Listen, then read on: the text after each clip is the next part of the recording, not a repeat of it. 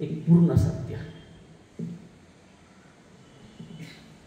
बालपणीच मराठा समाजातील केळुस्कर गुरुजींनी त्यांना बुद्ध चरित्र दिलं आणि बुद्धांच्या विचारांनी ते प्रभावित झाले होते.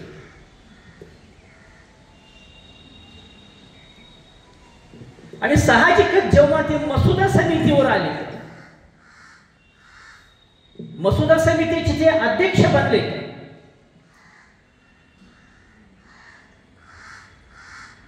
आणि भारतीय संविधानाचा मसुदा लिहिला गेला,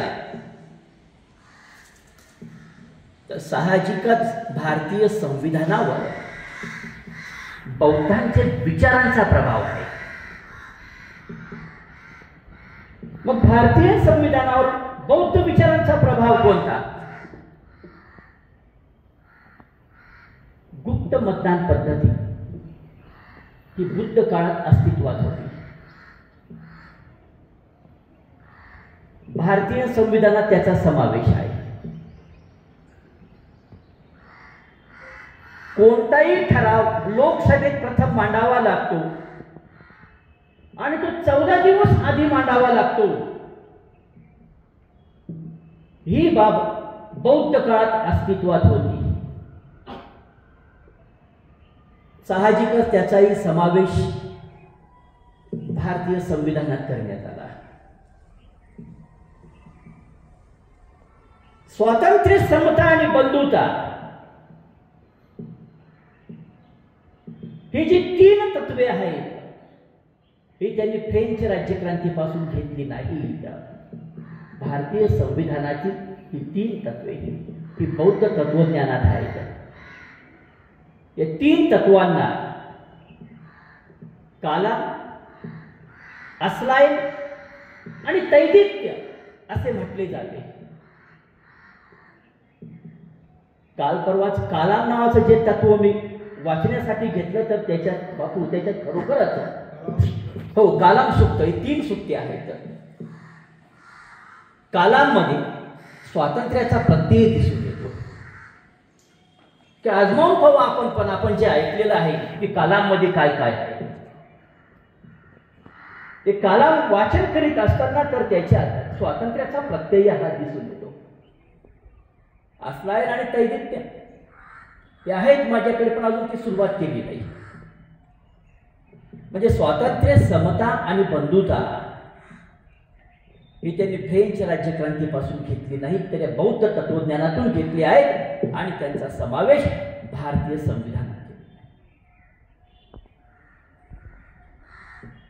भारतीय संविधानाने व्यवसाय स्वातंत्र्य दिलेले आहे.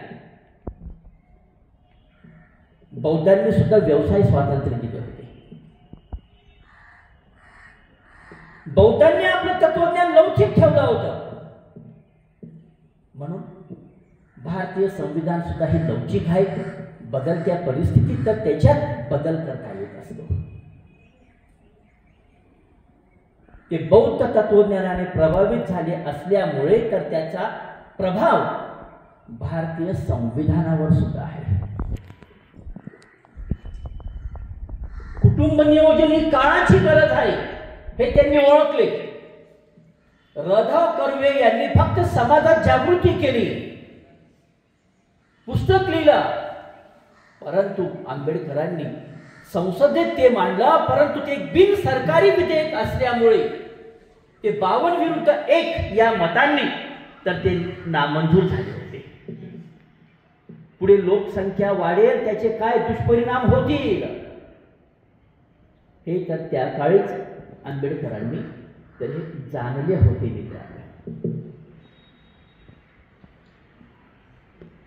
ते फक्त अर्थतज्ञच नव्हते, एक उत्कृष्ट आणि अभ्यासू अर्थप्रशासक सुद्धा होते. अर्थतज्ञाबरोबरच ते अर्थप्रशासक सुद्धा होते. 42 ला ब्रिटिश सरकारच्या मंत्रिमंडळात ते मंत्री झाले. तर त्यावेळेस त्यांच्याकडे खाती कोणती? मजूर मंत्री, ऊर्जा, वॉटर मॅनेजमेंट,